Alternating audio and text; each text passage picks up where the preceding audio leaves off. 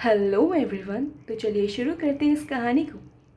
Episode 3, Aryan की निगाहें और आव्या का घबराना। रात का वक्त। आर्यन का घर, जो किसी महल से कम नहीं था, वाइट मार्बल से बना हुआ 3 मंजिला का घर, दिखने में काफी शानदार था। उस मेंशन का 3rd फ्लोर पूरा आर्यन का था। वहां किसी का भी जाना मना था, सिवाय आयुष के, क्योंकि आर्यन को किसी का आना पसंद नहीं था। उसे सिर्फ अकेला रहना पसंद था। वहीं आयुष के स्टडी रूम में आयुष कुछ इम्पोर्टेंट नोट्स लिख रहा था। तभी उसकी नज़र उस गुड़िया पर पड़ी, जिसे देख उसके चेहरे पर एक हल्की सी मुस्कान बिखेर गई। तभी उसके माइंड में आव्या की बातें गूंजने लगी। फ्लैशबैक, पिनो की कॉफ़ी शॉप। अरे देखो ना, हम कल से मिल रहे हैं लेकिन हमें एक दूसरे का नाम ही नहीं पता। हाय, माई सेल्फ आव्या। आव्या एक हाथ बढ़ाते हुए बोली। वहीं आयुष उसकी हथेली पकड़कर बोला, हेलो, माई सेल्फ आयुष। तभी एक वेटर उनके टेबल पर 2 कॉफ़ी रखकर चला गया। आयुष कॉफ़ी की सिप पीकर बोला, वैसे तुम यहीं पढ़ती हो? आव्या थोड़ी हकलाते हुए बोली, हाँ, मैं यही एमए कर रही हूँ। और फिर अपने मन में बोली, सॉरी भगवान जी झूठ बोलने के लिए, लेकिन मैं क्या कर सकती हूँ भला। थोड़ी देर तक उन दोनों के बीच चुप्पी रही। तभी उस चुप्पी को तोड़ते हुए आव्या उदास मन से बोली, मुझे बहुत खराब लग रहा है। आपने इतनी मेहनत से वो पोर्ट्रेट बनाई थी और मेरी गलती की वजह से वो पूरी खराब हो गई।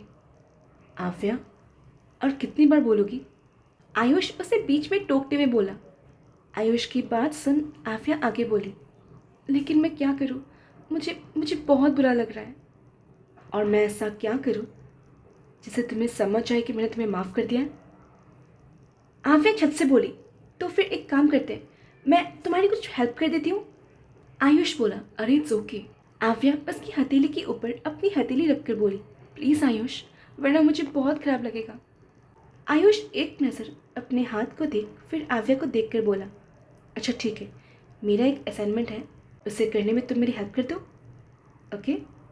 आव्या छत से बोली, ये तो बहुत अच्छा है, ठीक है, हम कल से स्टार्ट कर दें उसी पेड़ के नीचे, ओके? आयुष मुस्कुरा देता है, ओके। आयुष। तभी आर्यन की आवाज़ सुन आयुष अपने होश में आता है।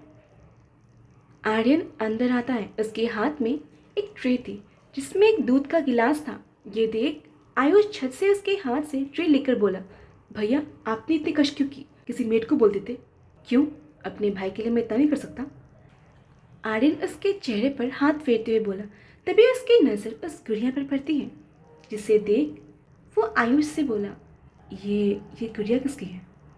आयुष एक नज़र उस गुड़िया को देख आर्यन से बोला, ये मेरी है। आर्यन बोही चढ़ाते हुए बोला, तुम्हें कब से गुड़िया पसंद है? वो भैया, आयुष उसे सब बता देता है, तो इसलिए उसने मुझे ये गिफ्ट किया है। आयुष की बात सुन आर्यन बस अपने सिर को हिला देता है। तभी उसका फ़ोन बजता है।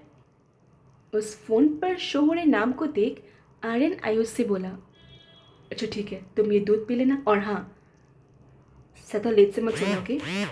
मैं चलता हूँ, गुड नाइट। इतना बोलकर आर्यन उस कमरे से निकल गया। वहीं आयुष की नज़र फिर उस गुड़िया पर पड़ती है। अगली दोपहर, कॉलेज ग्राउंड। आव्या ने अपना फ़ोन निकाला और उसमें आयुष की फ़ोटो देखी। उसके चेहरे पर अब मासूमियत के बजाय एक सिकन थी। क्या वो सही कर रही थी? क्या एक निर्दोष इंसान का दिल तोड़ना उसके पापा को बचाने का एकमात्र रास्ता था? उसके अंदर की आत्मा उसे बार बार सवाल कर रही थी, लेकिन उसके पापा का जेल में तड़पता हुआ चेहरा उसके मन मस्तिष्क पर हावी हो रहा था। सॉरी आयुष, उसने फिर से खुद से कहा, एक ठंडी सांस लेते हुए। ये सब मेरे पापा के लिए। तभी उसे दूर से आता हुआ आयुष दिखा। उसने एक लाइट ब्लू शर्ट पहनी थी और उसके चेहरे पर वही शांत मुस्कुराहट थी। उसके हाथ में कुछ बुक्स और पेपर्स थे। हाय आव्या, उसने धीमी आवाज में कहा, आसपास के स्टूडेंट्स को डिस्टर्ब न करते हुए। तुम कब से वेट करी थी? बस अभी आई। आव्या ने छोटी मुस्कान के साथ कहा, चलो शुरू करते हैं। ओके। आयुष ने अपनी बुक खोली। तुम कर तो लोगी ना? कोई शक? तुम्हें पता नहीं आयुष, मेरे क्लास में मेरा असाइनमेंट सबसे सुंदर होता था। सब मेरी तारीफ करते थे। देखना, तुम्हारे असाइनमेंट को भी देखकर सब शॉक हो जाएंगे। इतना बोलकर वो हंसने लगी। इसकी बात सुन आयुष भी हंसने लगा। वहीं धीरे धीरे समय बीतने लगा। कब एक दिन से 2 हफ्ते बीत गए, पता ही नहीं चला। 2 हफ्ते बाद कॉलेज के बाहर आव्या और आयुष भुट्टे खा रहे थे। आव्या हैरानी से बोली, क्या बात कर रही हो आयुष, तुमने कभी भुट्टे नहीं खाए? आयुष अपना सर ना में हिलाकर बोला, नहीं भैया ने कभी अलाउ नहीं किया। वहीं आर्यन का जिक्र सुन आव्या के मन में एक चिढ़ सी मच गई थी। वो गुस्से में बोली, तुम्हारा भाई इतना स्ट्रिक्ट क्यों है? अगर उन्हें पसंद नहीं इसका मतलब ये नहीं कि तुम भी नहीं खाओगे। तुम्हारे भाई की तो ऐसे कितने। तभी उसे रियलाइज़ हुआ कि वो कुछ ज़्यादा बोल गई है। वो आयुष को देखकर बोली, आई एम सो सॉरी, मैं कुछ ज़्यादा बोल गई। आयुष बस मुस्कुरा कर बोला, इट्स ओके। वो मेरे भैया इतने स्ट्रिक्ट नहीं है। वो बस बचपन में हमारे मॉम डैड की डेथ हो गई थी, तो उन्होंने बचपन से मुझे मम्मा पापा और भैया तीनों बनकर प्यार दिया है। तो वो मेरे लिए थोड़ी ज़्यादा प्रोडक्टिव है। वो मेरी हर विश पूरी करते हैं। लेकिन क्या? आव्या ने उसके हाथ पर हल्का सा हाथ रखा। वो कभी मेरे लिए वक्त नहीं निकाल पाते। हमारे बीच सिर्फ बिजनेस की बातें होती है। मुझे सिर्फ पैसा नहीं, उनका प्यार चाहिए। आयुष ने उदास होकर कहा। उसके चेहरे पर एक ऐसी अकेलापन की छाप थी जो आव्या ने पहले कभी नहीं देखी थी। आव्या ने सोचा, यही वो कमजोरी है। आर्यन ने आयुष को सब कुछ दिया सिवाय उसके वक्त के। कोई बात नहीं आयुष, और वो काम भी तो इसलिए कर रहे ना ताकि वो तुम्हारी हर विश पूरी कर सके। आव्या ने उसे कंफर्ट किया। और अगर तुम्हें कोई चाहिए बात करने के लिए तो मैं हूं ना। आयुष ने आव्या की तरफ देखा। उसकी आंखों में एक उम्मीद की किरण थी। उसने अपना हाथ आव्या के हाथ पर रखा और हल्का सा दबाया। थैंक यू आव्या, तुम बहुत अच्छी हो। आव्या को उसके टच से एक झुरझुरी से महसूस हुई। ये शुरुआत थी आयुष के दिल में जगह बनाने की। तभी आयुष अपने बैग से एक बॉक्स निकालकर आव्या को देता है, ये तुम्हारे लिए। आव्या ने उस बॉक्स को देखकर बोला, ये क्या है? खुद देख लो। आयुष की बात सुन आव्या उस बॉक्स का रेपर खोलती है। तभी उसे उस बॉक्स में एक बहुत सुंदर ब्रेसलेट मिलता है जिसके बीच में ए लिखा हुआ था। ये देख आव्या बोली, ये क्यों? क्योंकि तुमने मेरी बहुत हेल्प की है, तो इसलिए मेरी तरफ से एक छोटा सा गिफ्ट। पर आयुष, ये तो बहुत एक्सपेंसिव है। तुमसे बढ़कर नहीं। आयुष उसकी आंखों में देखते हुए बोला। आयुष की बात सुन आव्या चुप हो गई। Can I help you? Ayush की बात सुन आव्या ने बस अपना सहला दिया। आयुष ने उस ब्रेसलेट को बॉक्स से निकाला और उसके हाथ में बांध दिया। ये सब देख आव्या को बहुत खराब लग रहा था। वो कहाँ आयुष का दिल तोड़ने का प्लान बना रही थी और कहाँ ये लड़का उसे गिफ्ट दे रहा था। तभी एक गरजती हुई आवाज आई, आयुष। आयुष और आव्या दोनों ने पीछे मुड़कर देखा। सामने आर्यन राजवंशी खड़ा था। उसने एक ब्लैक एक्सपेंसिव सूट पहना था और उसकी आंखों में एक ऐसी तीखी चमक थी जो सीधे दिल में उतर जाती थी।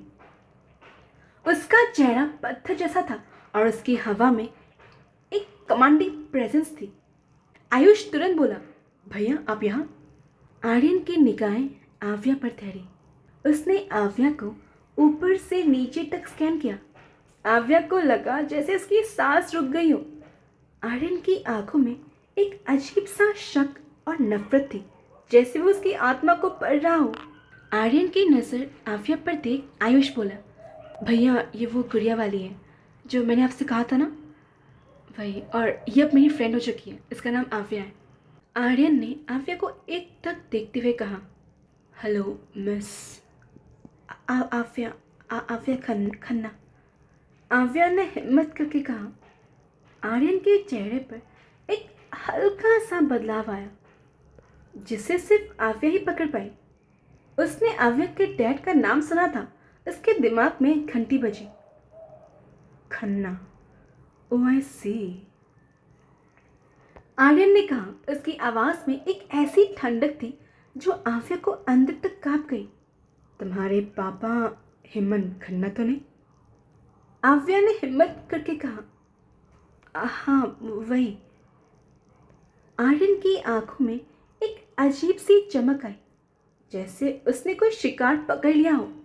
World is very small place, isn't it? Well Ayush, तुम्हारी क्लास नहीं है? आर्यन की बात सुन आयुष बोला, नहीं नहीं भाई, वो अभी ब्रेक चल रहा था इसलिए। आर्यन बोला, तो फिर घर चलो, मुझे कुछ काम है तुमसे। आयुष ने आव्या की तरफ देखा। अच्छा आव्या, कल मिलते हैं। ज़रूर, आव्या ने आयुष को देखते हुए कहा, लेकिन उसकी नज़र आर्यन पर ठहरी थी। आर्यन आयुष का हाथ पकड़कर उसे ले गया। जाते जाते उसे एक बार फिर आव्या की तरफ देखा और उसकी आंखों में एक ऐसी चेतावनी थी जो आव्या को अंदर तक हिला गया। आव्या वहीं खड़ी रही, उसका दिल जोरों से धड़क रहा था। आर्यन राजवंशी ने उसे पहचान लिया था, या कम से कम उसके नाम को। क्या उसकी प्लान शुरू होने से पहले ही खत्म हो जाएगी? ये जानने के लिए सुनते रहिए डेंजरस लव, सिर्फ और सिर्फ मेरे चैनल पर। Bye bye. और हाँ, प्लीज़ अगर स्टोरी पसंद आए तो लाइक कीजिए, शेयर कीजिए और कमेंट कीजिए और सब्सक्राइब भी कीजिए। Bye bye.